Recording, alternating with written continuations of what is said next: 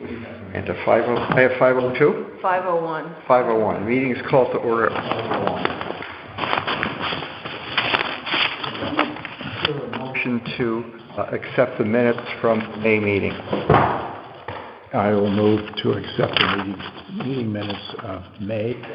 A second? Yeah. Second? And I'll second. Okay. Any discussion, any corrections, changes?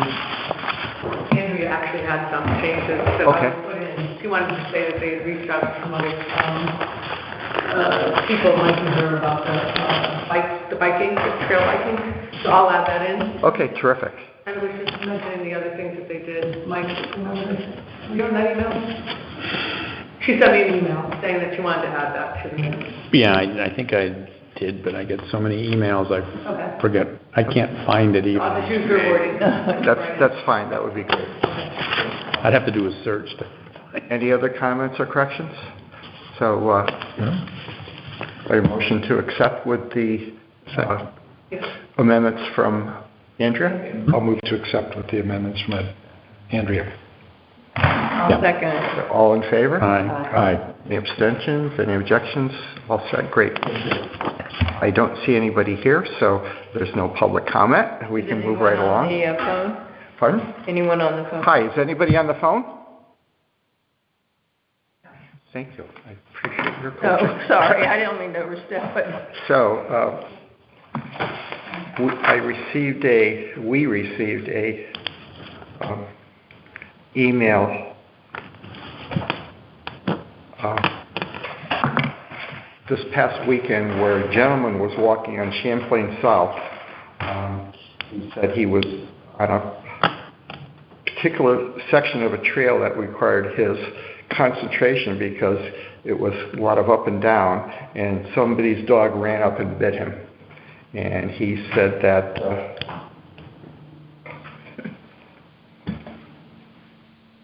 dodging someone's unleashed dog is not good for hiking. I shouldn't be asked to carry mace or 9mm Beretta on the trail. Is it possible to issue tickets to people with uncontrolled dogs? Might make it safer for the rest of us if we raise the revenue. Please do something about this, because if I am bitten again, my next communication will be with an attorney. Will be what? My next communication will be with an attorney. are you sharing the author of that? It's We had a similar one with a coyote a couple of years Yeah. ago, do you remember? the gentleman's name is Jonathan Wilder. Oh, Did he approach the owner of the dog? I contacted Lynn Philemon to let her know about that, the animal control officer. I also wrote to Mr. Wilder saying we were sorry that he was bitten, and if he could provide Lynn with any information on the size of the dog, the color of the dog, the breed if he knew the dog, what the dog owner might have looked like, that would be helpful to address it. And the other thing I told him was that I would put a notice in Tim's weekly message, which would be this coming Friday, saying basically, keep your dogs under control at all times. Don't put other people at risk, and just for your own dog's safety, it's important that you either have it on leash or under control because of the coyote problem. Exactly what you said. We had attacked by a coyote when they had a pup. And there was a woman in Simsbury who had her dog on a leash, and the dog was attacked by a bear. Wow. And so she tried to protect the dog, and she got bitten by the bear. Yeah. So, dogs on leashes aren't 100% safe. Yeah. And but we have a friend who her son was hiking out in MDC land in West Hartford. He had a little puppy, a small puppy, I guess, and two coyotes. He's letting the puppy run loose, and the puppy got a little distance from him. I don't think far, but a distance from him. And two coyotes came. One of them grabbed it, and the other kind of growled at my friend's son. That's the last he saw of that dog. when you do the letter or the notice in Tim's letter, I'm just curious. Are you going to mention the actual incident and then maybe say, could the person who attacked, this person's concerned about rabies or something like that, can you contact us? Or if, this continues, we'll have to require leashes. I'm just put a little... That might be too much literally- detail for... Well, I mean, just say that, there is concern if an animal bites somebody, you would worry about rabies. Well, what's the exposure to the town in an incident like this? We're exempt from liability, right? I think that we're still covered by that statutory liability. Yeah. But I can check with the attorney, but we do have signs posted at every property saying, keep your dog under control.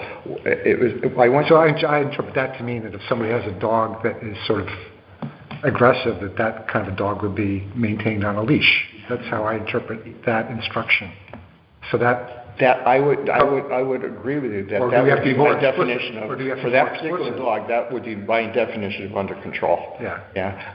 It's interesting. I went to an event last night that the old Saybrook Land Trust had a ribbon cutting for a new property that just came. I was talking to the president about this, and they just switched from under lease to under control. They said, which is kind of the more popular way to term it, because Peter, you can tell us.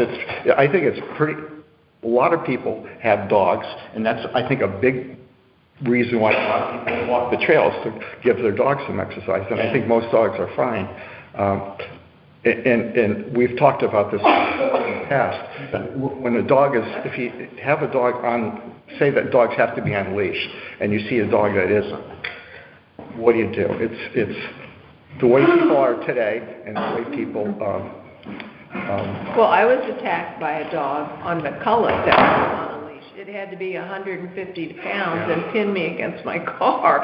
And the people said, oh, he's just that puppy stage. And I said, he's more than a puppy, But it is frightening. And there are a lot of people, as your wife knows, are afraid of dogs. So I would just kind of literally put a little teeth in the thing, not like say, just have your dogs under control. Really, we do mean this.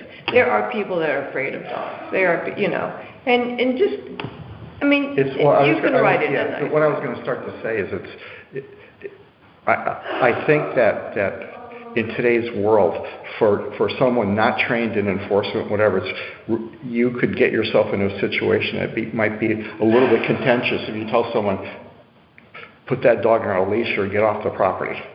Well, they have no authority, but I would just say, just make people aware of it. Just really. Well, there are towns, and I think the Guilford Land Trust, for instance, has a blanket policy. If you're on Guilford Land Trust land, your dog is on a leash. Yeah. What's the Old Lyme Land Trust? I think under control, not leashes.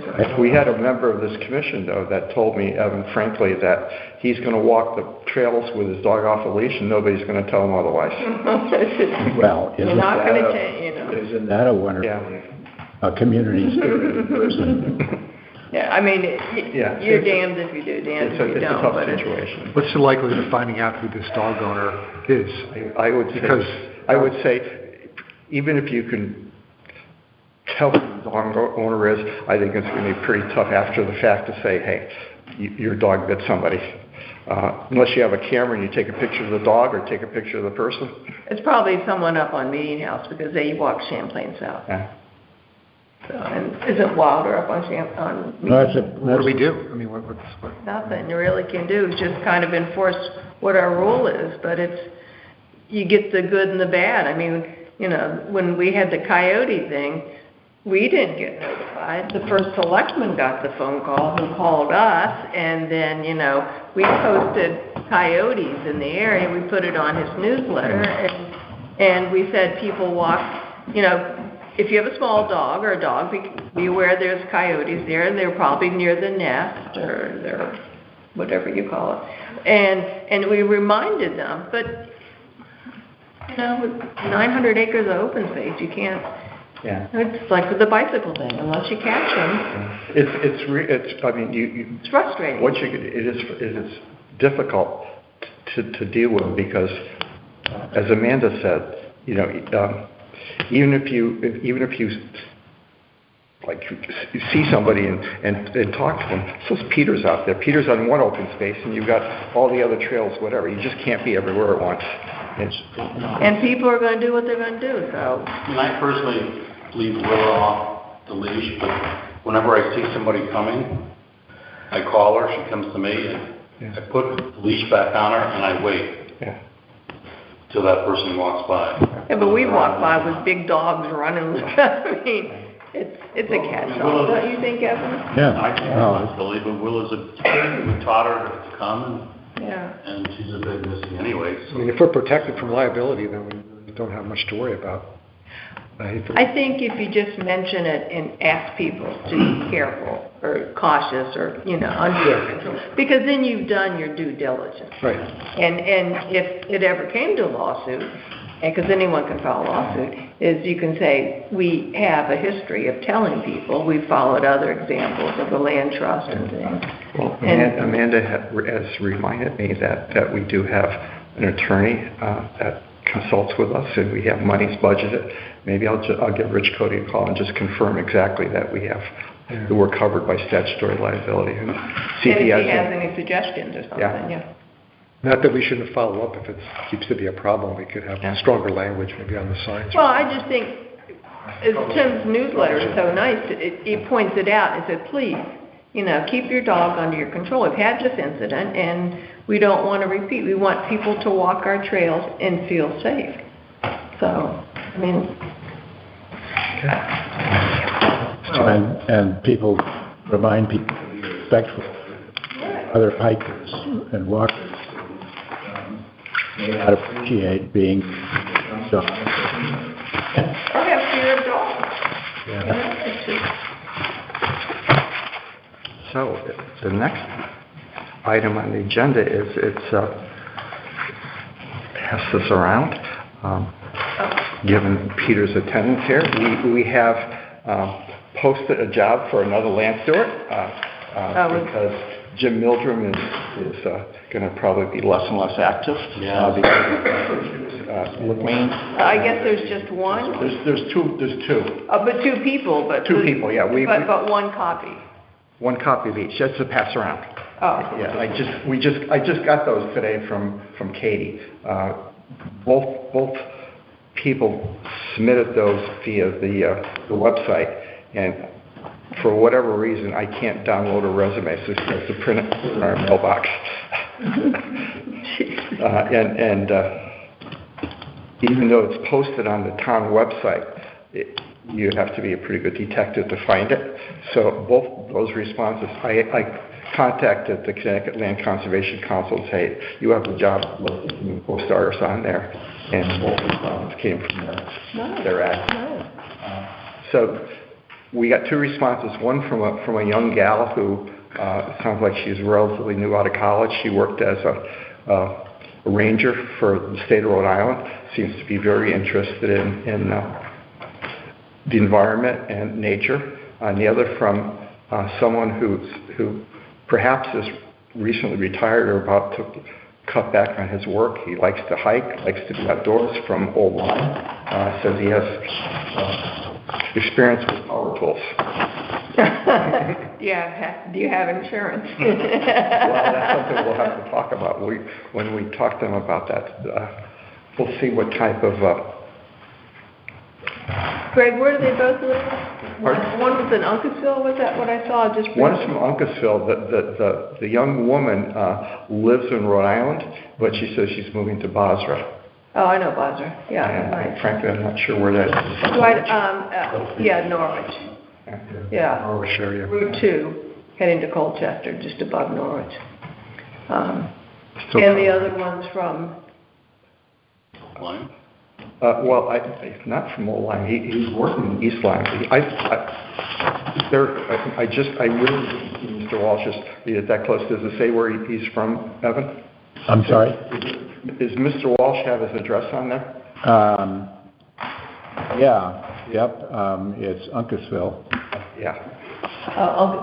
And the one from Rhode Island, she graduated from college? Do you know what her degree was in? The degree was in Bachelor of Science in Biological Science, University of Rhode Island, Kingston. Very handy. I would, again, Peter, value you. I just would say that I think that as we're kind of a little bit growing our regime here, Ferry Landing and Buttonwall and Hawkins or whatever, I think there's going to be more than enough for a couple of Yeah, and I thought about Jim, Yeah. that he probably won't be doing much. Jim had some heart surgery recently, and he's out. And since Wayne sold the farm, the family farm, part of McCullough, and he's doing stuff over there, but he and Marcia are traveling a lot more. So, and McCullough was never really part of your area. Right. And I think we have, correct me if I'm wrong, Greg, more funds in our budget. And as we expand and we keep getting people with bicycles and dogs and things, I think we have to be more vigilant. So I could see 2 land stewards without any problem. What do you all think? Yeah, no, I agree. And especially as we've seen with Peter's unfortunate experience, that, you know, if you only have one and that person's not able to fulfill the job, then I don't think the town commission can fall back on volunteers to do the, you know, No. work. But I did have a question though. So if you have one that has a liability policy and can do power tools, does the second one have to have a liability policy if they're not going to do the power tools? No, I don't know. They could just mention the other person. Well, because we have volunteers and so I mean, that would, if you're making a list of what to ask Rich, I mean, and I would verify that policy is valid. He's the attorney that can advise you, but maybe you don't need one with a liability policy if they're not going to do any power tools. That's one way to look at it. The other way to look at it, Amanda, is the insurance policy is protection, and one need not be using a power tool to be injured Right, or like hurt. Peter, yeah. And But if you're asking that person to pay $500 and who knows if it goes up, then I think their salary has to be commensurate with that. I have talked to Tim about the insurance, and I don't want to get ahead of ourselves, but we're going to, I think, look at some options to basically to help the stewards out with that. Maybe. Yeah, without forcing things, I'm thinking the fall would be a good time for me to slowly get back into it. I mean, I'm walking around now, but, you know, it's the uneven surfaces. Yeah, exactly. And I'm not strong enough yet to do that, but, you know, a few more months. Yeah. Well, when you have an ankle too, I don't know, musculature or whatever, which, you know, it's one thing to walk in flat ground, it's another when you're, you know, on grade and when it's wet. Perfect for the red trail. Yeah. I don't want to do this again. But I don't blame you. You have another ankle. So, in Ann's absence, I'll give a little bit of a Ferry Landing refuge update. We put out a RFP, and we got 3 very good bids. We looked at them all. We thought they were all 3 companies looked like they had a plan that we could accept. It was quite a range in terms of bids. They range from $7,800 to $38,000. What? 38,000 for 1 year? No, these are 2 years, two-year bids. So 7,800 total or 7,800 a year? 7,800 total. Wow. And the difference is, well, obviously there's some companies that are more expensive, but the difference is the company that was the highest was going to do 2 treatments each year. Mow twice and spray twice versus mow once and spray once. And talked to Roger Wolf at Deep. We went around and around. We thought, let's try it and see if it works. The company says, we believe that that will work, that'll address your Phragmites. At worst, we might have to do a third year, which we contemplate it being a possibility in any event. And we talked about... The once a year company? Is Pond and Lake, who already did a mowing for us. Remember Dave And So Belmar? they said that once a year would be adequate? They worked with Yeah, Snarsky up They there. mow once a year and spray once a year. And so I was just curious how many times Snarsky did it, once or twice a year. I think it's once a year because he mowed early in the, he Yeah. mowed in July and then waited for the frag to reemerge, and then sprayed it later in the season when the plants were bringing nutrients and sugars and I think that's what Old Saybrook, where the North Cobra Bill and Julie live. yeah. And it's funny, I was up in Lord's Cove over the weekend, or maybe Monday. We had friends in town, and I took them up to the old Davison property, and I must say, Lord's Cove is looking very healthy. I mean, it's cattails with very small patches of Phragmites compared to what it used to be. So I think whatever Rich Snarsky is doing... I think Rich goes out and does hand treatments on the little patches too. Yeah. He continues to do that. Yeah. We have a little cabin or something up there. Yeah, well, he owns one of the little pieces of property out on the point that goes down to the hunting lodge, the Essex group. Well, the company's All Habitat was recommended to us by DEEP. Pond and Lake has an extensive history with the town working on Rogers Lake. And they already worked with us to mow the pond this spring. The other thing that So Pond and Lake is the $7,800? the 70, yeah. Okay. And the third company that was Innovative Mosquito Management, and they came up with a detailed proposal again, and Tim recommended that we send them a bid because they also do work for the town on mosquito spraying.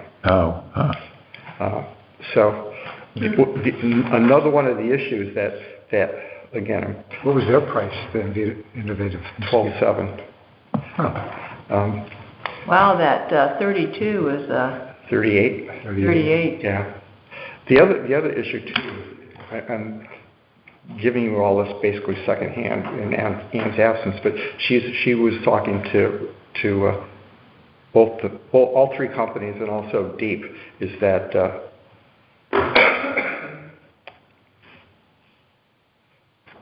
Pond and Lake will use an herbicide, a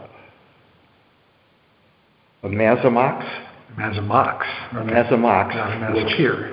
which they Clearcast, which they say has basically no lasting life in the soil. After the plant takes it up and it begins to kill the plant, it doesn't stay in this. Its life in the soil is really temporary. So they say about Roundup, 14 days. I don't know. I'm not familiar with the chemist. I'm not a But chemist. Roger Wolf from DEEP, who's kind of Ann's guru, said, I really like that chemical. They can have very short half-lives, it's true. Yeah. Yeah. Well, what are the other two? Now you got me The curious. other two are using, The Mazipur, maybe? yes. The other two are using the same chemical. So what are your thoughts on Imazapure? I looked into it a little bit. These are all safe when used as directed. Yeah. They have short half-lives. I think the Mazipur did last a little longer in soil, as I recall, but it turns over pretty quickly in the water, which is where it's mostly used in this case. So Does it? I generally, you guys know my background on this. I don't have a lot of concern about any of these currently used herbicides. You don't have any concern about the aquatic life, the salamander, the fish, or whatever? I mean, I know you're talking about the plan, I'm just curious, I know, I'm. I'd have to look at the research, but Yeah. these things, they turn over, they have half-lives of a matter of days.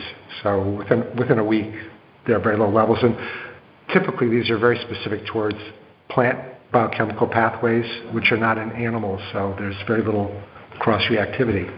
I So remember that's how they when we work, were doing treatments, and I think we just did mowing when Diana did it, a number of years ago. Yeah, it was. They did it in the fall because there wasn't new life Yeah. versus in the spring when, animal, I was, just, that was her thought. Well, her thought too was she was a birder and she was concerned about disturbing any nesting activity during the summer. Yeah. So it was pretty much after August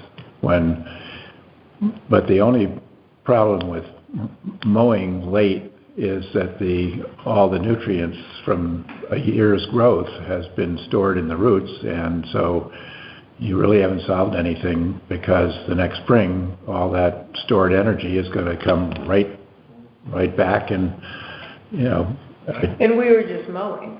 It was Malcolm mowing. yeah. We didn't do anything. I mean, the thing that Rich does is, and it may affect, I don't think much, and you can comment on this, is whether there's many things that is nesting in Phragmites, stands of Phragmites. I mean, there are birds roosting in Phragmites. I don't. Again, I'm not a botanist, and I'm not Yeah. familiar with the chemicals, but all three companies basically had the same time frame. As you suggest, when the plant was pulling in stuff at the end of the season, that's when they were going to spray, so it goes into the rhizomes and kills the roots. One other thing I would mention about pond and lake, it's a very indirect benefit to us, but Ann has established a good relationship with the deep staff down at the park, and the pond, and they said they would treat Deep's land at no extra cost, and mentioned that to them, and Deep was obviously pretty pleased by that offer, and they accepted it. Well, that'd be great, because we don't have a continual resource in that area. Yeah, exactly. Make sure they sign the waiver. And so what about the neighbors? Ann has touched base with the neighbors too, and she's touched base with the neighbors about the general program, okay? And they all were really positive about it. She got several calls saying how fabulous it looked after the mowing was done. And the next step in this process, the first thing that Pond and Lake is going to do in this process is apply for a deep permit, which includes the permit to spray the herbicide and also the NDDB. And as part of that process, before they can proceed, they have to notice. And one of the things we talked about with Ann was letting all the neighbors know exactly what we're doing. Okay, because the Dunbars didn't know, and they still own that lot. So that's why I was curious if the neighbors had been contacted. One, I felt they had been, but what their feedback was. Yeah. Huh. I know Ann has She's very thorough. Yes. So, yeah, I would think she would. Reached out to most of the neighbors. I don't, again. Okay. But I think that Sounds very positive. there will certainly be an opportunity for them to know what we're doing and to comment before we actually do anything. And we're just hoping that we can get it through that deep process in time to, as you say, do a treatment before it's too late. That Mike, I would guess, is probably more familiar with it than I am, but there's the NDDB as a two-step process where you do an initial look at it, and if there's something that may be of further concern, then you have to do a more in-depth analysis, which would add cost to us. We didn't factor that in because we don't know that it's needed, and that could also be a more time-consuming process. I'm not that familiar with it. I'm just annoyed with the whole process because the towns can't get access to the information that's contained in it. Which information, Mike? Like what's there. Don't you think it'd be nice to know what was in the blobs? Oh, so we could research it first? Well, I mean, if you have a Understand it. conservation commission that's charged with preserving and protecting the natural resources of the town, it'd be nice to know if you have an endangered species. So, one last. and they only had one person dealing with it, and I can't imagine they have more now, given what's happened at Deep. Yeah. And that person doesn't go out in the field, and it's a historical database, and you don't know the level of accuracy of some of the data. So It's very I mean, variable. I would think that some of the information dates back to Darwin and Craig. Or further into the 1800s. Well, speaking of fellow commissions, the last thing I'd mention is we have gotten an okay from wetlands to mow. We have not approached inland wetlands regarding the herbicide treatment. So I asked Eric Knapp, what's your take on this? Do we need to go to inland wetlands? And Eric wrote a memo or email to Rachel Gaudio that he CC'd me on, and he said, it's my opinion that if Deep okays the herbicide use, the town might not want to say no in variance to that. But I would be, therefore, I would just do an informational overview of what we're doing and ask that you not basically opine on it or vote on it. If you want to give me an argument to the opposite, please let me know, and we haven't heard back. I mean, it seems like with the sensitivity around herbicides, it'd be good to let them know what's coming. Yeah, I don't think there's any doubt that we're going to do that, Fred. Do we want Deep to rule and then inland wetlands to rule and have some... I could do a little research, but basically inland wetland agencies don't get involved with pond treatments. I mean, a lot of ponds are... The issue I think that Eric's worried about is if you have two contrasting... yeah, then what do you do? Decisions. There's no appeal process. And, I mean, I haven't really been watching the statute for 20 years. It may have been amended to prohibit municipalities from doing, much in the same way that since the state regulates tidal wetlands, inland wetlands cannot regulate tidal wetlands. It's one of the uses that goes to the state. Rogers Lake has that authority, and they have been putting herbicides on the lake and the grasses and things like that. So it'd be interesting to know if inland wetlands has been involved in that. I think inland wetlands was involved in that. Okay, that's why I was wondering. Because one of the people in inland wetlands for a while was a retired lawyer who was very much against using any herbicides in the water. Thought it was. Okay. I think one difference though is you're talking a body of water that people interact with versus a body of water that's intended to be for wildlife use, and you don't expect... But it's an inland wetland. Fish or... It's an inland wetland. Yeah, it is. It is. Yeah, it's a watercourse. They can regulate it because it's a watercourse, and there are inland wetlands around there, just like Rogers Lake is a watercourse. Yeah. But it'd be interesting. I don't know that the experience or level of understanding is on the commission, but... Yep, I agree. So... And I'll check the statute, but I'll look at the inland wetland statute to see if it's been amended since I was more involved with it. Because generally, I know DEP tried to have sole jurisdiction over wetlands in tidal rivers. Now, if they aren't mapped as, if they're a wetland on the Connecticut River, which is tidal, and it's above the area that's salty, right? So it's not a saltwater wetland. Is there joint jurisdiction or not for a dock? If it's not a tidal wetland, DEP can do it through just, they regulate structures. but the local folks can do it. And DEP tried repeatedly to get sole jurisdiction on docks in those situations and failed at the legislature. But I don't know about the treatment. My gut feeling is the wetland agencies, and there's too much going on with pond treatments and stuff. They'd be overwhelmed. Maybe not certainly in Greenwich. We wanted to know what was happening, but we didn't, we had a record of which ponds are being treated and with which chemicals.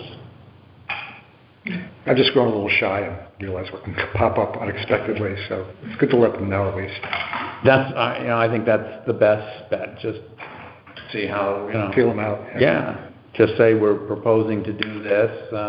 We realize it's a water course.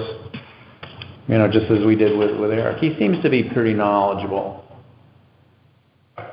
And, and he certainly, I think he's an attorney, so he can certainly review what the statute says. So. Well, I don't think it's incumbent on us to know exactly what the regulations are. We reached out to him and he reached out to them, and it's, I think it's incumbent on them to let us know, yes, we need to hear your plan, or, we'll go with whatever DEEP decides, so. Yeah. Has he been here 6 months yet? Has he passed his probationary period? Oh, I think so. Does he? So, Yeah. Isn't that out of... One last thing. So has the decision been made on the contractor? Or What's that? Has the decision been made? Yes, On the contractor? yes. Pond and Lake. Who made the Pond and Lake, decision? yes, we met with Tim, and Tim gave it the stamp. Tim kind of liked the fact that they were 78 versus 38. So, did Tim make it himself, or did the selectmen vote on it? Tim, Ann, and I made a group decision that we were unanimous that we go with Pond and Lake. And again, given that they were the low bidder by a substantial amount, by at least 40% over the second bidder, we saw no reason to choose someone at a higher cost. No, that wasn't the question. Yeah. It was it Tim only, or was it the Board of Selectmen? It was Tim. Okay. I would guess he has administrative control over the budget once it's approved. Well, we have had problems with him approving something and then having him pedal back. I understand where you're coming from, Amanda. So I'm just From curious. my perspective, I don't feel comfortable telling the first selectman, this is not your decision to make. No, I was just wondering, because if we get feedback from neighbors. Just informationally. And then Yeah. we don't get the support. We did share the results of this with Martha and Matt. Okay, it's maybe one of those questions that you have to put on the list for the attorney, because I'm just trying to cover our tail. Well, at this point, if there's we already enough have the blowback. company doing work for us. Is there anything in writing from Tim that says it? I work for too many lawyers, I'm sorry. I just, go ahead, no, I'm sorry I mentioned it. I just can't imagine the Board of Selectmen being involved in small... It seems like a good choice. I don't see why anybody... Oh, no, I agree, but I agree, but... I think the neighbors are more concerned about the details of the work being done rather than who the person doing it is. It's not the company it's the authorization to do it. I don't care which company they Well, the choose. authorization to do it is out of the town's hands. The authorization to do it will depend on DEEP. If DEEP says no, we don't do it. Right. So But we if he have says yes- an independent agency, presumably with experienced scientific staff to do that. I agree, and if DEEP says yes, that's fine. I'm just asking if we have something in writing, or if it needed to be all three selected. Let me back up a little bit, because you caught me a little bit off guard. So Ann and I made a presentation to the Board of Selectmen, told them exactly what this program was going to do, including the mowing and the herbicide. They unanimously approved Okay, and so they recommended approved it. that we went to the Board of Finance, did the exact same thing with them, and they approved, and they budgeted money. So we did get a rubber stamp for the the pro. work. Okay, in general. that's all I It's not- wanted to know. It's not for the selection of the Right, vendors. it's just that the selection's not a big deal, it's just that you got the approval for the work. We have, I was looking. we also, it reminds me that one of the neighbors is also a member of the Inland Wetlands The Commission. Board of Selectmen passed a resolution recommending that Board of Okay. Finance fund this project. Okay, that's all I was just at, I just wanted, no, yeah. so, we have it, Okay. perfect. So one last thing on Ferry Landing. I think several of you were copied on this, but I don't know if you've checked the email. This came in the other day. It's from Nick, and thank you on behalf of Ann for those of you who have met with Nick. He said, it was nice meeting with you. I just wanted to touch base with you about the things we talked about. We talked about the possibility of another entrance into the Ferry Landing property without going through the state property, the possibility of water testing in the pond, and the possibility of my helping at other open state properties in Old Lyme. I wanted to just reach out to you regarding that so we're all on the same page. Yeah. I can't imagine where you would have an alternative. Did one of you guys discuss that, or did Ann discuss that? No? I didn't discuss it. house. What's that? Yeah, right through down their driveway. I hate to tell you this, but I was there today for 4 hours with Nick, and there's now a trail out to the road so that we can get in and girdle a lot of Next to the Atlantis. ailanthus. Okay. We just started making a trail and going up the hill, figuring, Did you do it on the property boundary? no. Was Angus McDonald and his crew cleared the property? We weren't, where the end, the planting kind of ended and was Yeah. starting to go up the hill, and there's some exposed rock, I don't know if there were ledges, but exposed rock. So we just kind of took the easiest path, trying to get to as many ailanthus trees, and before we knew it, We're at the street. we were at the street, so there's a little open space sign on the tree next to, and then we were gonna ask, Yeah. could we, move a couple of stones but that's something, it's a rough trail, I mean, because we were just using It's a not an lot. official trail at this point. No, it was, and it's to kind of get access to all of the Tree of Heaven, so we're gonna go off in branches. So we did quite a bit today. Nick's an interesting character, all ears all the time. There's a lot of turtle nesting going on there. Wow. And turtle egg predation. That's what Pat Shippey said, because I had sent an email to her and to Peter Cable, telling them what you all were doing, and she says, are there turtles? There are usually hundreds of turtles down there. Yeah, they're mostly painted, but there's probably some snappers in there, but Who feeds on the eggs, Mike? I would think raccoon primarily. Yeah, they're often say raccoons. But you gotta be able to and- dig. And skunks. Snakes get hands. This is somebody that can kind of dig up the nest and, expose the eggs. There are at least 24 nests. Wow, nice. Well, the state has disturbed a lot of land near the little stone, because they've cleared all that brush. I guess we've embarrassed them, so I saw, when we were down there doing the planting. a lot of, it looks like they might be working on the wall and then repairing the edge a bit, so they've disturbed a lot, so the turtles went, Maybe we should put up signs like on Sanibel, lights off for the turtles. Turtle nesting. but, I think Nick is capable, if we can get a canoe or a kayak, it would be nice to know how deep the pond is and just do some I have a bathymetry. kayak, you're welcome. I think, we probably should have 2 people in the kayak, if that Or was 2 going to kayaks. happen, or 2 Yeah. kayaks. I think Ann's got them too at her house. I know she does. But, and I think, she borrowed some kayaks or a canoe from me. I think a canoe would be easier, then you could have space to. it'd be bigger, you could put stuff in, Yeah. but that's up to, if we want to do those types of things. I think it's important to get a schedule so we know, so we can see it in a spreadsheet.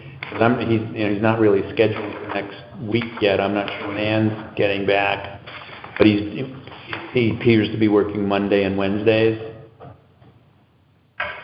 That's what it looks like. I mean, my general comment is just what he's doing is kind of nebulous, and I think it'd be nice to come up with, some active projects that he's got to follow through on and have deliverables by the end of the summer.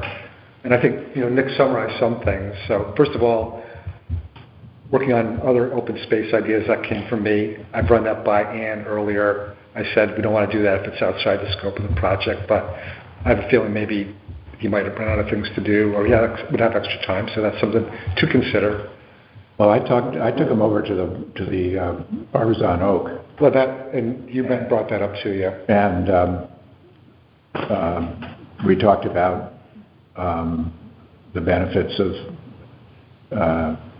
having a dead tree standing in the woods, and I was trying to get him some biological information and I thought maybe he would come up with a project.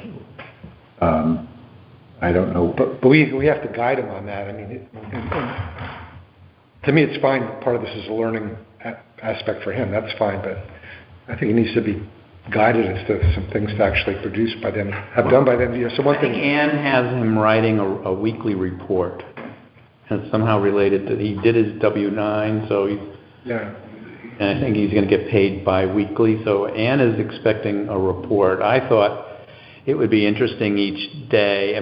He works hard. We work for about 3.5 hours, and I'm thinking, if you work 3 hours, it would be interesting to give him an opportunity to learn. Not that you're not talking to him and identifying vegetation. Mm-hmm. He now knows what, predated turtle nests look like, and I've got him using eBird, by the way. Shippey Pond, the Ferry Landing Shippey Pond is now an eBird hotspot. So we're collecting data because it's a public open space. One of the things that might be helpful, and he could certainly do that in conjunction with you or Evan or Fred or whoever he partners with, if we're going to make this a wildlife refuge, just kind of keep a running total of what wildlife is down there, all the different birds that you pick up, the turtles, whatever animals we see down there. Okay. Any photos. eBird says the all-time, so we're on a map. Yeah. Okay. The DEP site was a hotspot. A hotspot for eBird means that you're on public property, and anybody that has the application and as a member of, it's a freebie, so you can create an account and you can record birds there. So far, all time we have 40 species, and you can just sort of click on it, and it'll give us a list of all the species that we've seen. And that gives you a list of likely birds, 37 species, and in the last 7 days we saw 27 different species. So this will just keep getting data forever as long as... So along those lines, and Greg was saying, Nick could keep track of that over time, and by the end of his internship, provide a little report or a spreadsheet of what we're seeing, and that'd be great baseline data for the future. Well, the camera's there, so Ann could give him the chip and let him analyze what animals we've seen in addition to us. Yeah. I'm looking at a shorter time frame and thinking Midsummer Festival, and he could be gathering enough material for a presentation, because last year I think they had 2 boards and, display boards, but we could have, we could borrow you and your wonderful machine, and you could show people how this works so they could do it. You could show them what we're finding, what we're doing, and then it could take over 1 or 2 tables, because we don't have many displays for midsummer. We've got our beavers. Yeah. And, but I think this is, exciting, so you need to think of some things for... But I think he needs the guidance to do those things. Right. I think when poster for the Midsummer Festival, that's a great idea. Yeah. Have a great learning experience for him. And then if he's doing the logs, and then as you said, pictures, and then the cameras, like, turtle, and I think that's something that, you could show, an adult, a kid, they could see what it looks like. Let's hope they don't go down and trample it. But you could also say, we share the space with Deep at Shippey Pond, and, down, and I don't know if it's still open because of Amtrak, though. That was my only thought. Yeah. That's something I'm going to look into for midsummer, if I can get some publications from Deep that we can hand out. I think they'd be happy to give us some. Yeah, but I was just thinking, I just think it needs a little more structure, and another thought was just to keep track of the trees will be planted, and how they're doing at the end of the season, have a little report on that, so we know what did and what didn't work. Excellent idea. You notice some interesting things, the deer are browsing on those Already. bogwoods. already, And right at the top of, I think we need. So we fenced it, we went to the effort of fencing it, but it's, We need 6 feet. we I think call it I'll- fencing, so it's a little learning right there. I think it'd also be interesting to see how many trees you've taken out, the tree of heaven or all, say. Things like that, yeah. Yeah, But- tell people, and then I said, do you have this in your yard? Because this is not what you want in your yard, take it out, and just educate. No, I think it's a lot of things. But I think he's eager to, get in a kayak and go around and, there's certainly green frogs and painted turtles, but get a better handle on what's And he's there. got an iPhone or a phone, he take pictures? He does, and, he knows how to use iNaturalist Yeah. and kind of identify stuff. I mean, he's only, he's gonna be a junior in college, so, he now knows how to use eBird, and I'm sort of, Yeah. it just takes a while to get used to using it if you're haven't been following birds just structurally. But he's got that, so he's putting in his own birds. He saw a little blue heron there, which was interesting, and I questioned him, and he came back with the right comment. It's smaller than a great blue heron. So, we're picking up birds. We probably have a pair of green herons. But so we got the hydrology, we'll have bird information, we're going to have plant information, and it's easy to, we probably did another dozen trees today, girdling. Yeah. Do we have much in the way of history, of land use history of that property? How long did Nate and Pat own that property? Well, they They didn't own the property. They didn't. Eklund owned the... Eklund, and then that was from, because remember, when I was researching for a while, when did the pond appear? Mm-hmm. Because, and you go back to the older maps, there's no pond. And Chadwick's, the artist, Mhm. it was in their family. And so I have surveys, I think, from late 1800s, and there's no pond. I go, so we were wondering if that was an old gravel bank, Yeah. things like that, so. Well, Because we asked the Historical Society, I asked them for information. Is there a source of water other than just collecting from rain and so forth? Is there? No, it does that culvert underneath that goes to, there's a culvert that Oh. goes to the river. do we know that there is one? Did Pat mention that, or? Somebody mentioned, I'll have to think about that. I think, Might be right both, around Dan. I don't, it's on the deep property, so Yeah. they could have filled it. But I thought it had some tidal, but I'll talk to Pat, but I thought there was some tidal influence in there. Well, we could have him do some salinity testing. What's the... Oh, yeah. Is it layered? Is there a saltwater layer down? And once we know how deep it is. But he ought to be able to do, get some bathymetry, just mason cord and lead, well, not a lead sinker, but another more environmentally sensitive, hug him a brass nut. There's a bunch of good ideas just from his comment here. That was a very general summary, and I think it's not very specific. started and Ann's been away, so we need a schedule so that we can get, when is he going to work and Wolf who's going to be could there. tell you about the culvert too. Yeah. Rather than us research it. And maybe get deep with I know two of the fisheries biologists there. I'm sure Joe Casone would come out and help them do a fish inventory. They probably have the equipment even. I think some basic information on the pond, the depth, Yeah. technology would be very Yeah. useful for and Well, if it's that's going to gravel, change over time. It would be deep, because that's what they do. If they took gravel out, that's their Yeah, whole. if it's been mined, it'll be deep. Yeah. It'll go as deep as the gravel was. But I mean, Anyhow, so... Ann is sort of the leader of this project, so we ought to work with her. But I think the critical thing for next week is, none of us are scheduled to be with him, right? Well, the other thing I want to mention is I have limited time to spend with him. Yeah. I can't go out there. Yeah, I know. Do you know when he is due to return? And I'll I be- don't. I'll be gone next week. I think I spent a couple hours with him, and that was it. I think Ann might be coming back by beginning of next week. So, Well, but that's kind of the thing that needs to be done quickly, but then we can sit down, I'll sit down with Ann, and, anybody that wants to, what projects. But think of We want. midsummer, I was just thinking. But that's in July, right? That's, I think, July. third week 20th? of July. Around the 20th, so we've got time. I think some great ideas for him that we Yeah, bounced awesome. around. The last thing I would mention, or one final thought, before anybody else wants to bring it, is that Ann will make you happy in that she wants to take that kiosk that you have and set it up down there and start posting information about what's happening on the property. You should look at, and I think they're downstairs in that cupboard, because Peter and I spent a couple of days doing uniform layout on the kiosk instead of people just posting stuff. So obviously it's not an open trail, but you should practice some uniformity. And I can't remember, and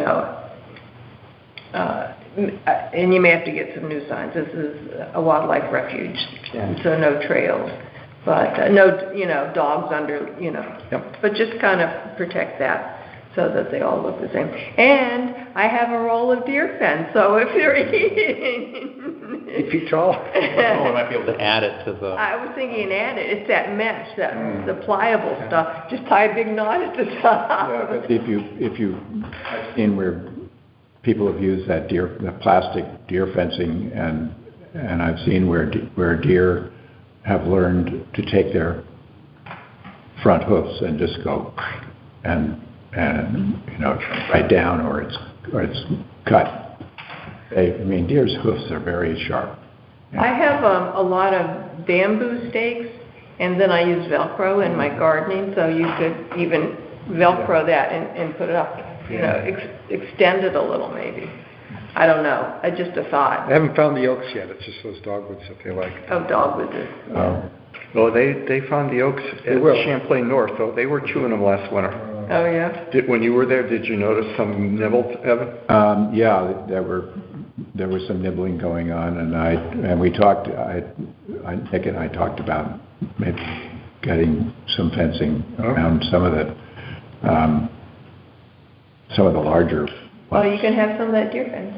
What's that? You can have some of that deer. I don't know whether there was any fencing left over, because I gave. This there one, might be, I think there is a role. Ann does have some more of that A wire fencing. fence. She has stakes and has sufficient material to do at least to have a dozen baby barbizons. Okay. I have the soft stuff left over from the Ames. Oh, yeah. I kind of like that baby barbizon. So, Fred.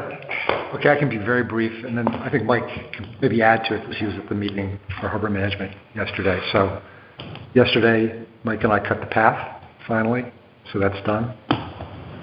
And then the other thing to add is, I put in an email to the group, is that I think we got to get together and have a meeting between people from the two commissions to plan what to do next and when we're going to do it, kind of avoid the confusion that we've had recently. I'm going to be away starting next Wednesday for a week. I won't be back until the 28th. So if we want to move on that, I probably have to ask Mike to take over from there. So otherwise, for me, it would have to wait until after the 4th. Yeah, I think Terry Lewis is going to drive me crazy. I spent 3 hours at the zoning commission. Thank God they got to the item before they closed the meeting at 10. That was a close call. I was there till 9:30. Got it there at 6:30. 9:30 they hadn't gotten to our topic yet.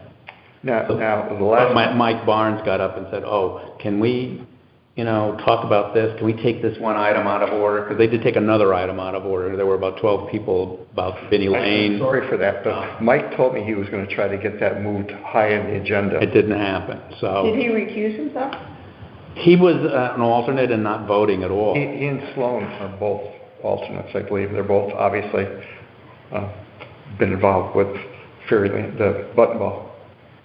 But anyhow, so the trail went in. I don't think we need a meeting. I think we should just ourselves they're eager to get some fencing up. We should just figure out where do we need it.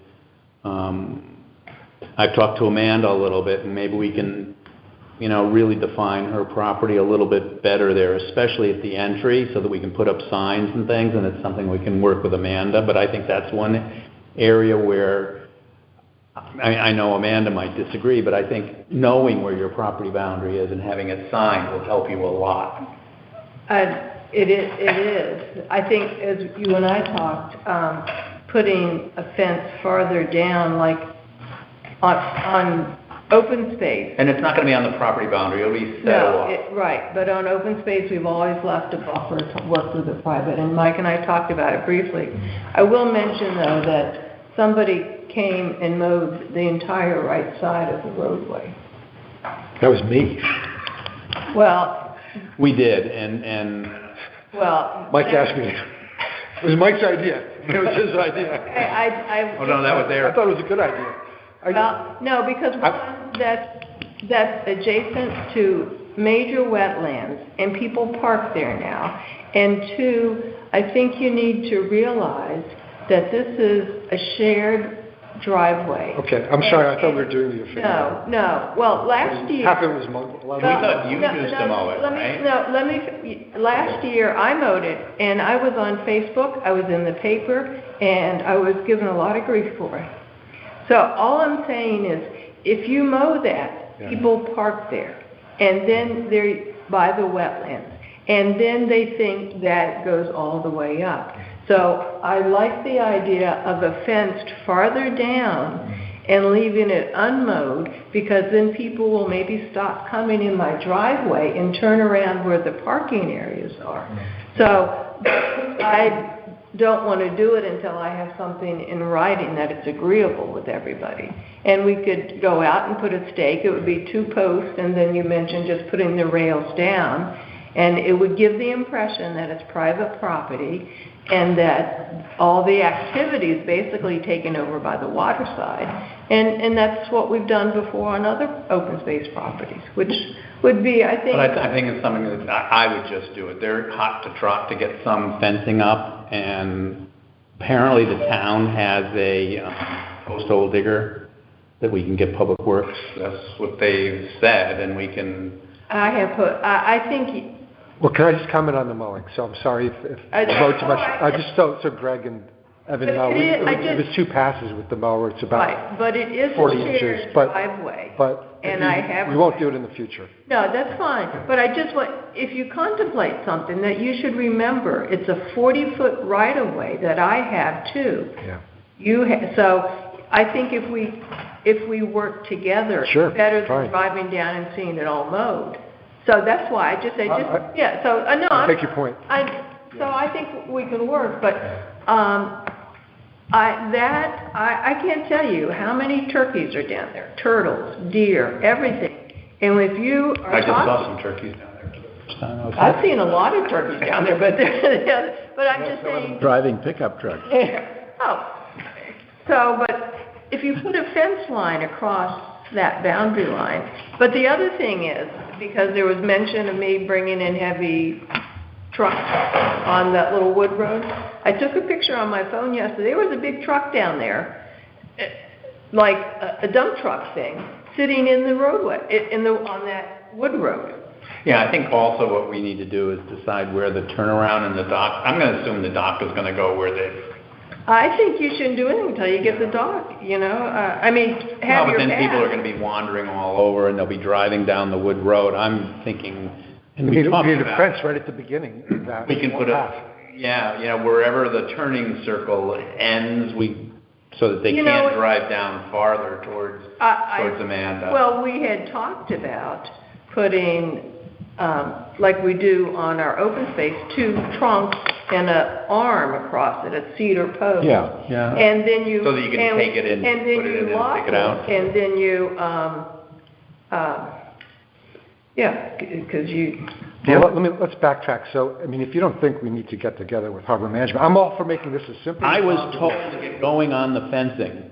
So, and they didn't want any more meetings. We've decided what needs to be done. So whatever we've talked about with they've them. decided? No, we've decided. They don't have jurisdiction over it. I know, but I'm not gonna argue that point because I'm bouncing it off them every month. Attacked for that, I don't know. Enterprise truck rental. But if we do it, I didn't go down, because I we don't don't want do it, we don't. to feel control threatened, it. but I took that, but I mean, the people accuse me of doing that, and that's what I mean, when you open it to the public, you've got the public. Yeah, the public. That's true. I have a couple quick comments. Okay. That might be Barn, that he had. Yeah, maybe he went down to Look at the trail path, yeah. before Well, the meeting. And he, Attacking me, but then doing it himself, I mean, but He's it, not far down the trail, though. but anyhow, that so, was, so at one we were point, I talking- took the picture. Well, we're talking about the fence. I think equally important to, well, you met with Tim, so I don't wanna, aggravate the. yeah, that's the second thing I'm gonna bring up. Equally important to the fence, I think, is some signage. You had mentioned that they're buying signs. They're just buying signs that say what the property is, though, right?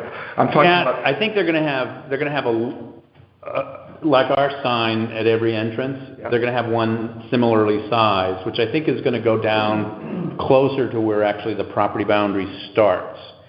And a smaller sign saying the same thing up at the front where we mowed, where there's a little sign now. And then there's gonna be there's a third sign that sort of directs them to, I'm not exactly sure. But we gave them the language, so. The sign that I was thinking about would be property rules. Basically, stay off the marsh, don't fish. They want to get a kiosk up, so that's maybe a project we can let them do, where you post all the rules and stuff. I think we should take control of that. I think you ought to establish that your jurisdiction is the Yeah. upland. Yeah, I agree with that. You got a lot of signs down there, they got more signs than they got on McCullough. Well, but it's a tricky location because you don't want them going off onto, the golf club property and going to the pond. So there's gonna have to be some sort of, directing them down to where actually the town property is. Well, Black Hawk, they can be responsible for. Well, they've got no for their property. signs, I but, mean, that's their. yeah. So, Those signs have been ordered, they didn't get them yet. And I've offered to help, put them up. So, and then, they want to see so I think if we start putting in fences, we can find out at least some sections of it, just to get them off my back. that's my next thought. Tim, every time I've talked to Tim about this. Did you put the fence in? He brought up the fence. He's really keen on having the fence. When you walk with him, did you talk about any particular type of fence? I think it's along the split rail style, and I think he seems interested in a fence from basically where the dock is scheduled or planned to go, all the way down to that, walkway out to the marsh. Okay. And then possibly But, and then what we're gonna do along the Manus property line, I did discuss we'll work that. out with Amanda. Yeah. I mean, I would like to see it, I think we should delineate our property because people are going to be wandering. Well, hopefully, if I can garden and put my trees up, that won't be an issue.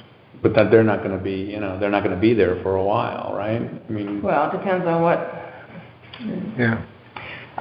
So I just want to point out a couple of things because I'm a title searcher. And so I work with all these things all the time. And in title searching, there's standards of title. In surveying, there's standards of title all along the way.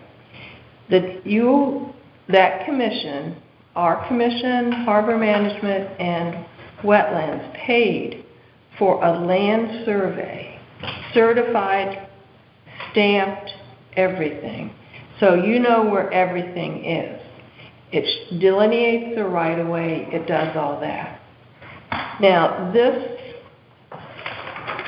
piece of paper is not the standard Yeah, that this are was just required. used to give them an No, idea of where the but- trails were to go to zoning No, in but, a week. hold on a second. So all I'm saying is, this is a water survey, basically. Mm-hmm. And that's what, not with a stamp on it, nothing. So all of our commissions require, and Gary Gregory brought this up at the meetings, when you present something, and it's now being used in the meeting last night, all of that, this is not a standard title. And what they're... That's the hydrographic survey that Right. management did. Right, but on that, they're showing, someone's being artistic and showing the dirt path, the expansion, the trails, all of this. There is no scale, there's nothing for the dirt driveway, the turnaround. There is a scale, an inch equals, but I don't know what they blew it up to. An inch equals 30 feet. But this is not the standard that we have to accept when we as a commission, We're not regulatory. inland wetlands, couldn't accept a plan. You went before zoning That's right. with a plan that has someone's artistic drawing on here, Yeah. that's showing, not any depth, any markings, any footage. That's not because it's showing- not a regulated activity. They But- concluded that. No. Yes. It's an exempt activity. We shouldn't even been there. The staff person should have signed off on it. Where's the gate survey? Do you have a copy of that? You almost have a copy. I don't have of a it. copy. The land survey should have somebody putting the right-of-way on here, the size of the parking lots, all of this. You are basing an entire project on something that Yeah, you're not, isn't Amanda, valid. you mentioned you're that- not listening. That we... The activities aren't subject to their regulation, and we didn't need their review and approval, so. Eric is citing exempt. that.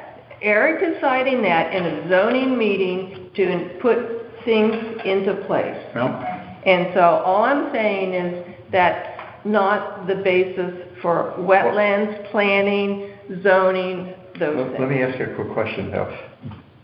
We supposedly proportionally paid for... Right, Fred? Where is that survey? Who has it? Where's the gate survey that, That's in Tim's office. okay, so, and it should be, and it was I'm not. sure we a- can get copies if we need it. But that's the made one, a- but that's the one you should be showing, the parking, all of that is a land survey, and he certified that, and that's the standard you, as working on the land, should be going off of. This is not a valid land survey. This is the one that Harbor Management did to show the depth of the water.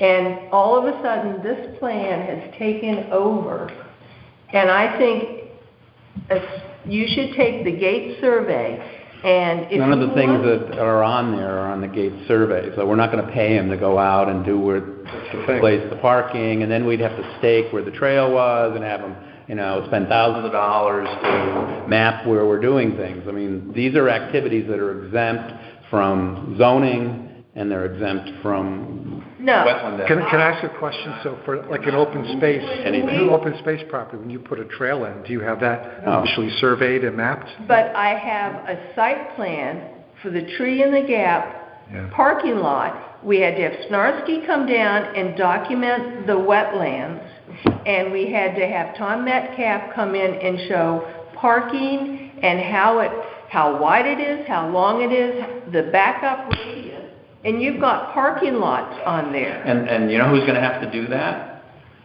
Harbor Management is gonna have to do that when they come in with the turning circle and the location of the dock, because that should go to zoning, I think. And I think we had That's wetlands look at the parking areas before we Yeah, established before we them. did anything, we had wetlands come down and said they didn't want to do anything, so no application was required. It was, but you should have that in your, it's a feature, but I don't think they addressed the wetlands on the right side, it was only on the left side. I agree. And if you're going to be part of this, you want to take control of the parking areas to make sure, you're a municipality, you have to go under municipal rules. If there's room for all that, you need to show all that on a map. We had to do it on McCollum, we had to file 3 site plans. I'm for the- hoping, this is what I'm hoping, if there's no site grading in preparation for the turning circle, just some cutting of trees, that Eric will sign off on it. I don't know if they can, zoning gets to regulate the dock. I think that's all deep. You I can't think. show a roadway with a circle, you've created something that has two-way traffic, and if it's a municipality, it needs to be to municipal standards. Then So- hopefully Eric will say that when. Yeah, so that's in the future, so if and when they get the funding. Because last night I told Yeah. the zoning commission that, I told them I believed that the harbor management folks were gonna come back, Yeah. because they could see the turning circle in the dock on this plan. And someone's gonna have to get a sign off when But that's ready to be You- done. I thought that Open Space was in charge of the upland. And I realize the dock's going in, so you need that, but you could say, we can move the road a little bit so we're not cutting trees, or That's what's gonna happen. But you just said that harbor management's gonna show the. Well, no, I mean, No, the location of access to the dock has not been established. Yeah. It's just a drawing on a map, like you say. And so, It's contingent on the dock being approved. There's no First, the dock has to be There's no dock, there's no turnaround. yeah, so this might even be a hypothetical at this point. Now, once the dock, But if it does you get do have- approved, But you do have the parking. then I take your point about the future stuff needs to be done properly. Now, so But- can we set that aside? And I agree with you on That's that. Well, because we had the the button ball turnaround. committee. Yeah, But and- I think. but now, the existing stuff you have. Selectmen. I think We're on the button. the parking lot Yeah. should be delineated, and it does not show on this map where the 40-foot right-of-way is. It And doesn't. I think that's very important. It is on, We're not working off of that map. Well, Well, we put the but trail in the fence. everybody's using this map. You may not be working off it, but you brought it to zoning, it's not signed or engineered, stamped, and you have a survey, and then I was careful to tell them that I highlighted the zoning, but again, okay, they concluded it was an exempt activity. So we didn't need to be there. I didn't need to spend 3 hours waiting Yeah. to present it to them. They almost kind of laughed, well, why is this here? Kind of thing. So It if was- somebody pulls in there and another car pulls in and they hit each other, and they say the town's liable because you don't have a standard size parking area. Okay, so do we have to revisit the parking area? Well, I think. What do we have to do for the parking area? I'm not an attorney, I'm not a surveyor, Okay. but I think that you ought to start using the land survey map. Let me back up and for a put it on second, there. Amanda. So when those parking areas were first put in, were they put in pursuant to any investigation? How were they identified and cited and so forth? Or A they group just- of us thought that I mean- that would be a good place to put them without having to damage or remove Any trees. No removal of trees. And we got the approval or the go-ahead from inland wetlands, and that's. They that's- said no to one, and they said you could put them here. Now, they Yeah. didn't dictate the size of them, though. No, we just decided, Yeah. that we wanted parking for up to 8 vehicles. It's more like 6, actually. What's it? So, I mean, in a way, you could view those as temporary parking if you wish, and it could be modified. It's not me. I'm not trying to say, I'm just trying to say, you're a municipality. It isn't something in your backyard and I'm gonna put 2 parking spots here. So I would feel more comfortable if you worked off the gate survey, because it accurately portrays the land. Yeah, but the thing is, it doesn't, unless we pay him to go out and survey all of the things. No, it because- doesn't show any of it. It doesn't show the fence location, the trail location. It doesn't show the parking location. It shows nothing. And unless we went out there and staked it all and paid him so much per hour to do that. Very reasonable, but I think what you can get at, then you can see where those, and maybe you just take the existing parking areas, you don't have to do the roadway or anything, but it gives you a better idea on a survey where it all relates. It shows the right-of-way, so you should be aware that in a right-of-way is for ingress and egress, and you cannot block right-of-ways. Technically, your parking lots are blocking the right-of-way. So you're in violation of law. How they're blocking the right-of-way, Because if somebody pulls in there and is parking, it's a 40-foot right-of-way for ingress and egress, and if No, they're parking... it's only the area that's No. maintained as a driveway. Yeah, No. I mean, the only, Because trees can grow in that right-of-way. There are trees in that 40-foot right-of-way, so I can't use... yeah, you don't need a right-of-way. 40-foot path No, for all vehicles. No, roads are only 22 feet wide, Amanda, so even if you had a 22-foot wide roadway, it's a 40-foot right-of-way. I won't argue with that. Ingress and egress. But you only need 20 feet for a road. For a driveway, you need 12. Look at your zoning regs, you need 12-foot. So are you suggesting? Look at the definition of a right-of-way. You're not allowed to block a right-of-way. Are you suggesting that the parking has to be off the 40-foot right-of-way? We gotta cut all the trees in the 40-foot No, right-of-way. I'm just trying to have a conversation with you, Yeah. so we can share information. Like you said, I'm sorry, Amanda, I mowed that, I won't, it's a conversation. But I just think that if you're going to base anything, you should base it on a land survey. Yeah, I not on a I actually think if we decide as an agency that we want to mow the right-of-way on the town property, and we're the Open Space Commission, we can do it. And if we want to put up a fence on our property boundary adjacent to yours, we can do it, if the votes are here. I mean, you can persuade other people to do that, but if we wanted to do that, we could do that. I'm not arguing with you. Okay, just But- as you... The town has a right-of-way on that, too. So But- I just wanted I'm to just trying to work with you. Oh, I don't... But I'm trying to find a way through this. So my suggestion is, once we need to if we need to put a path or to the dock and the turnaround, at that point, we get a formal survey and put everything At that point, where it should be. I think you update you have an your survey. engineer, Tom Metcalf or somebody in that does the turning radius and... Yeah, because to do that now for the little things we've done so far, I don't think it's worth the money. in my opinion. I agree. But in But the I'm just- future, let's do it that way, and I think we'd have to do it that way anyway. But I'm trying to Yeah. say, I think we ought to work off an accurate survey of the land versus this one is presented at the board, and it was originally shown It was having... presented at the board to show a trail and location of a split rail fence. I can't make any more points. Okay, well... Neither of which are subject to regulation by the zoning commission, which is what they've concluded. So no application was needed. We have your point about the... Okay, thank you. Thank you, Amanda.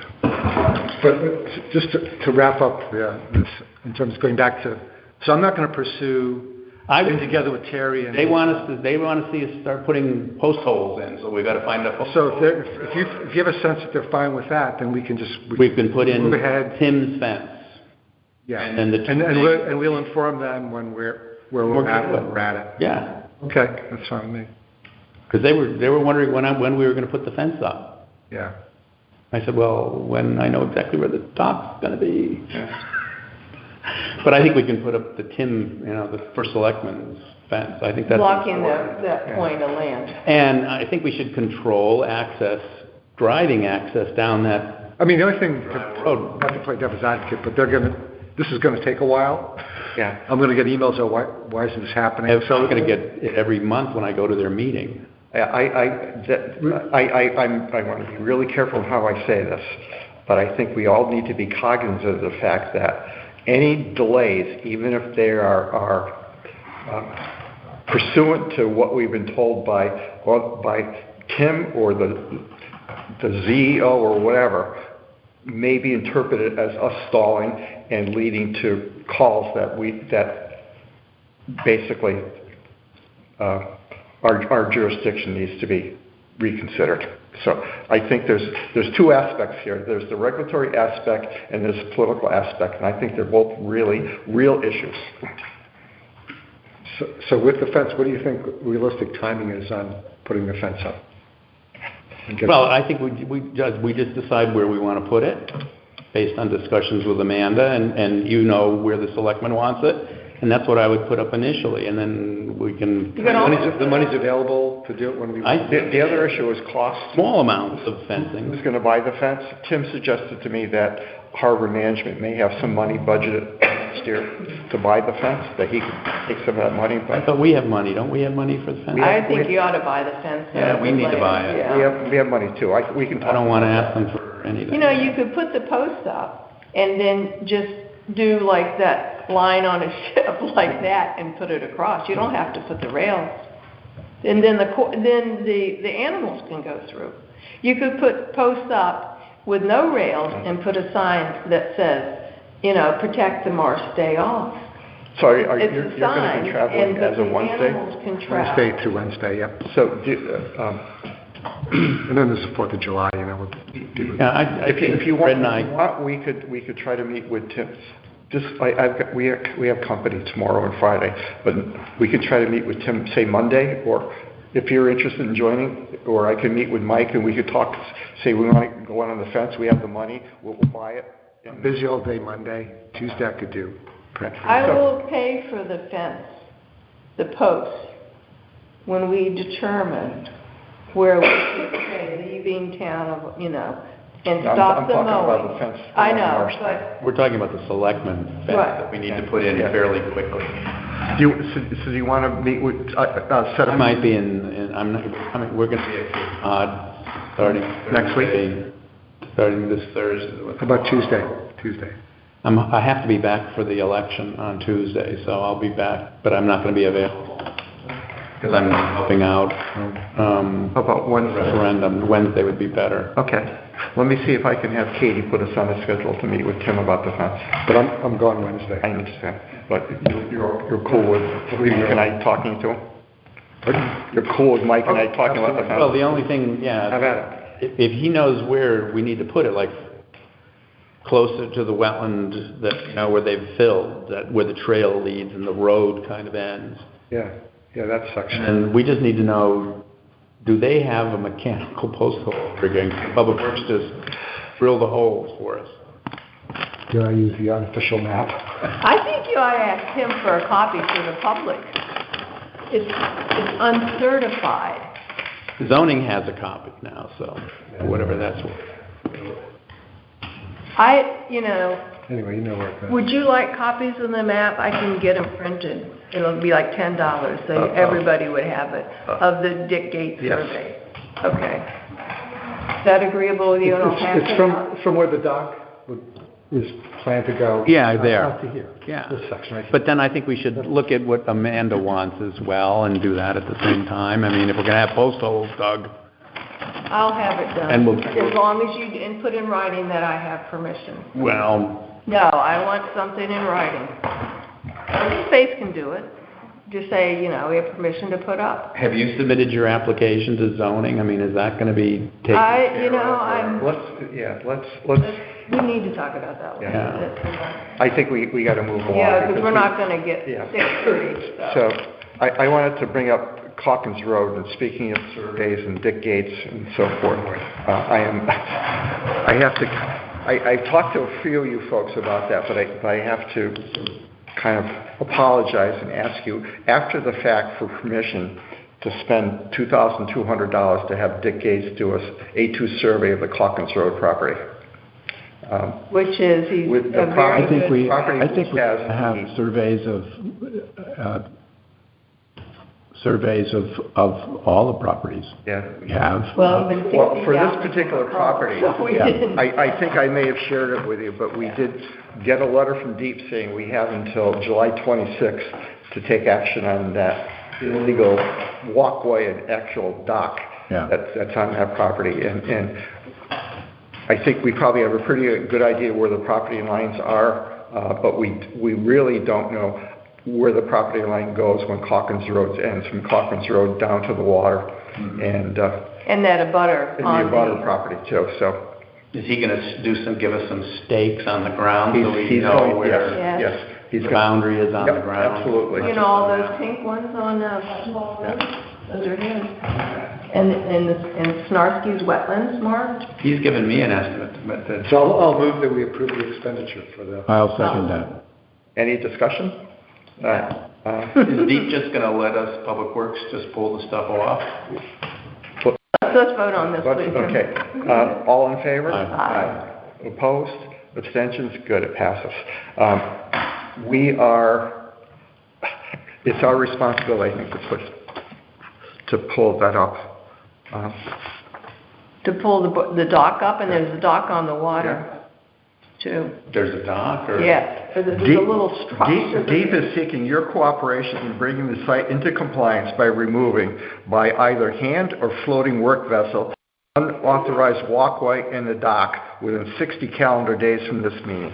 Okay. This letter. I think Tim should address the neighborhood first, because Evan and I had to address the neighborhood one time down there. Yeah, with the bench. I talked to Tim about this about 10 days ago, and Tim said that, I forgot, there's somebody in the neighborhood that he speaks to apparently quite often about what other neighbors are doing on properties that are not theirs.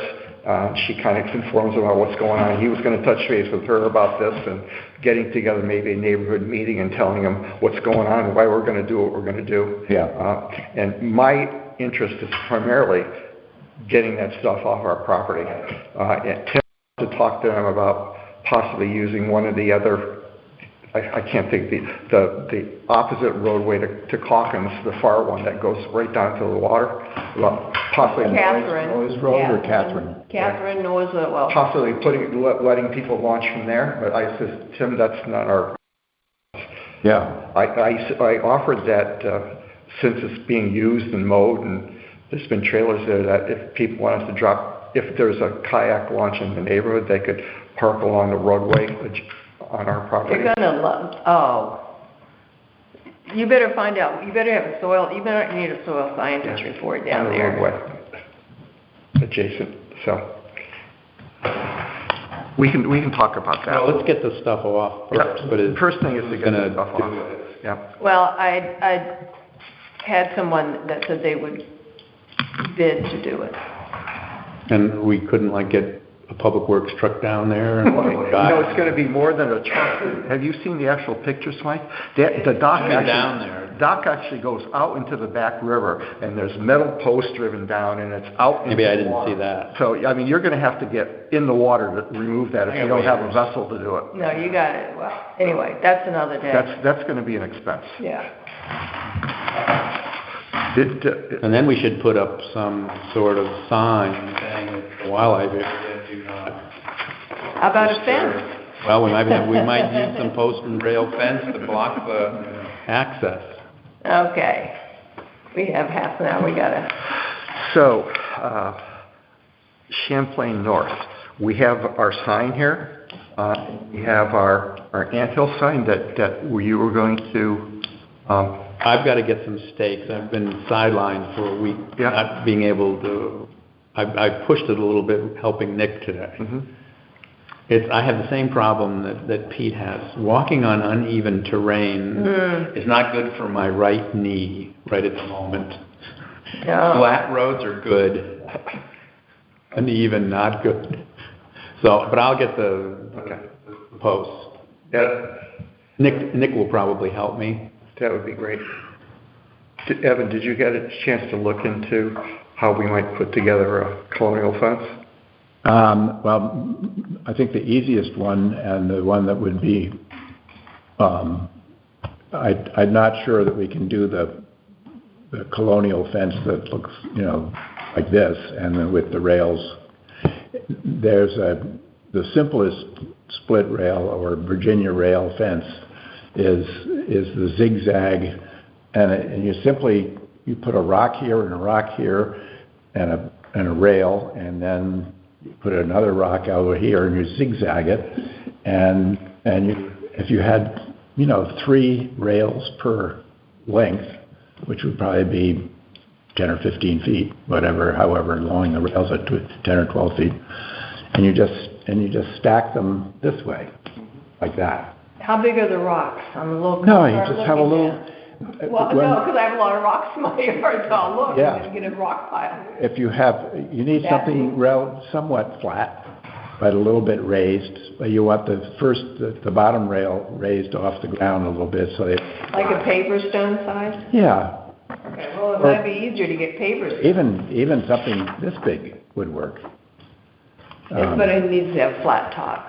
Yeah, So so it needs to be flat, so we may end up using paver stones, because they're flat and I mean, regular. you can also ask Dick, because he finds those old remnants of split rail fences all over the landscape when he's surveying. I saw one in Vermont, I thought. How flat do they have to be, Evan? I don't think they have to be that flat, they can be You gotta slightly lay it rounded, on and. but I have about 20 granite blocks that I would donate. I have some slate, like that. That would be good too. Do you think, is the lumber that you're envisioning, is that a Lowe's, Home Depot type of purchase, or do we have? Yeah, I saw a lot of split rails stacked up at Lowe's, and they were, like $16 a length. Rings End would have them, and they deliver them. Yeah. Go to Lowe's. Well, Lowe's might deliver. I don't know if Lowe's delivers. Well, Lowe's delivers appliances, because Yeah. I bought appliances from Lowe's. But I think once you get over a certain price, they'll deliver. But we do have some members with pickup trucks.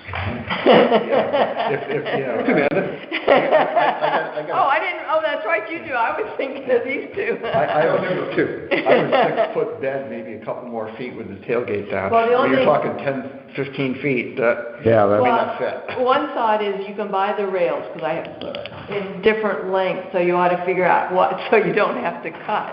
yeah. Well, I think, I was thinking like 8 10, and 10, 12. Yeah, the 11-foot rail. yeah, 10 or 11 feet, so, because you have So to it's have actually- enough, if you have 10 feet between the rocks, and then each length should overlap a little bit, so you can do this. So you want And all you 12. need- I think all you really need is a visual barrier, Yes, you're, exactly. and a sign that's pretty specific about, don't go across this fence under the tree, because if a limb falls over on you, it's going to kill you. Yeah. Well, why don't we practice over at Button Ball and put one up? Yeah, I mean, There is a dead tree. even when we talk to fence people, we never talked about doing a 360 ring around the tree, because that's It's just sort of a... it's just, this is a warning. Yes. You are warned. I wonder if Coffees or Old Lime Hardware has access to it and give us a good price and deliver it, just to go local. Oh. I mean, they might have that they can order it and they can deliver it to the site. We're using a local contractor. The rails, you mean? Wood? Yeah, the rails. Would you be willing to kind of like look into where we could buy them and price them up, and then we can get a cart? Yep. Okay, terrific. Yeah, I mean, I don't know whether Beard Lumber in Old Saybrook has... Oh, yeah. I don't know. But I know that Lowe's has them, and I know The price has dropped. What's that? The price has dropped, because I bought some. Okay. So the next item When- I want to get to, moving along, is Mike suggested putting something on the agenda about cooperative relationships with other town agencies. And What about affordable housing? I'm gonna kind of combine the two. Oh, okay. So in that regard, I just met Mike Foliano when we were coming in today, and I met with him previously about McCulloch. He's been filling me in about what's happening with that. He's going to put together a steering committee to kind of shepherd the housing by Habitat Humanity, and I told him I would be happy to participate on that committee to the extent that our interest is basically seeing this process moves along and we get our $100,000 back. And that's my interest in participating on the committee, and he said that's fine. Did he say if That's a financial conflict, the isn't it? town of Old Lyme was going to have the ownership in the lots? I don't think they will. Okay, the other thing is, I just want to make you aware, when we staked out those two lots, the red trail is located on one of the lots, so we gotta, so when they get ready, we Before, have I to... will touch base with you before we meet. Okay, so, yeah, we're going to have to move, and so that will, yeah. And the other thing is, I guess it's been 3 weeks or so, I met with Harold Thompson and sat down with him and basically said, we want to work with you, and, when you have something coming up, please, we'd like to give you our thoughts, and he said, he'd be happy to work with us on that. So I'm trying to rebuild relationships, and Mike has been terrific in meeting with harbor management, and I don't know. They put me at the beginning of the meeting and... Yield the floor to you, quickly. Mike. They were talking about you after that. But I also met with the Conservation Commission, and I didn't realize they have a lot of hard feelings about us. Hard feelings, the Conservation George Commission. James was on the Conservation Commission, and he used to be the past chair of Open Space. And then it got very awkward between him and the current chair, and then he resigned, and then he... Yeah, he didn't think, well, the interesting thing was that both inland wetlands and open space were part of the Conservation Commission. And when I was on the Inland Wetlands Commission, separated because we were finding too many conflicts between the advisory capacity of conservation and the regulatory capacity of inland wetlands. Because discussions would run, we'd start those two be bumping into each other, and finally said, let's just have two separate commissions, and that was fine. But George took huge exception to Diana. Well, we became a commission. Yeah, but that aside, so I went to their meeting, and apparently their chair isn't present a lot because he's got a new job and he's out of town. Who's their chair now? Anthony Daniels. Oh, Yeah. Anthony Daniels? Oh. And so I'm just listening most of the time and introduced myself, and I said, well, we're always looking for assistance, and especially to do natural resource inventories on our open space parcels, and I'm particularly interested in really delineating where all the vernal pools are, especially along the boundaries of our property, because I think neighbors have encroached on the 400-foot setbacks in many instances, like on Champlain North. Oh, yeah.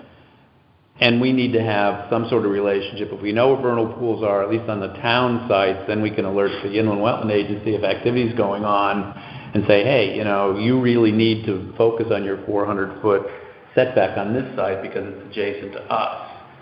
And you're going to be protecting critical resource on town open space. So I'm looking for volunteers to help me do, maybe not this season, it's a little late, but next year, to help me identify vernal pools on our open space parcels and maybe offer it to the land trust as well.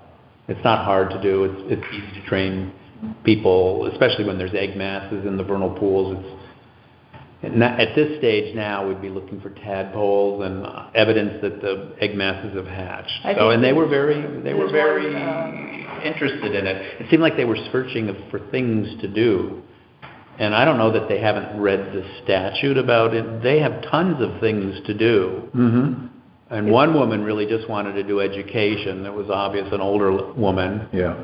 And I said, well, that's part of your but they're supposed to maintain, an inventory of the inland wetlands and watercourses of the town. It's in the statute.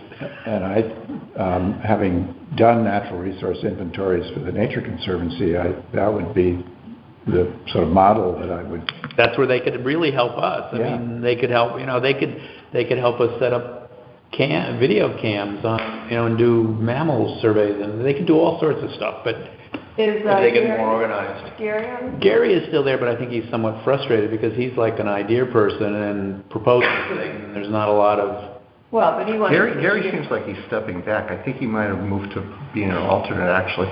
On conservation. Yeah. Well, in any event, But in any event, so I'm just going to be working on it, and maybe one day I'll tackle wetlands. Rachel really doesn't like me, so... Well, she doesn't like me either. Well, she doesn't like me. I mean, I didn't get appointed as an alternate because of her. There's a vernal pool around the corner from Tree in the Gap. Okay. we need to move along. Yes, we do. But that's all we're just working on folks that can help us do things that we don't have the ability to do or time to do. So I have a outreach report from Andrea. She talks about the sign that we discussed. She's talked about Mike cutting cedar trees for a sign for the ant hill. Cedar posts that are already down. Yep. Good.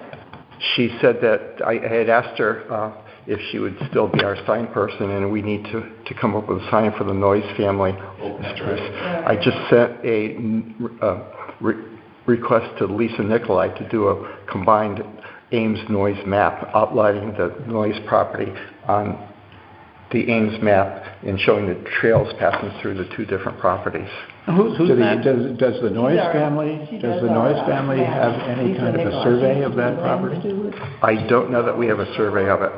Oh, we do. I don't know that we do. Oh, I just wondering if they'd ever had a survey done. I don't know. I mean, even an old one would be better than nothing. I mean, it's something from the 20s or 30s.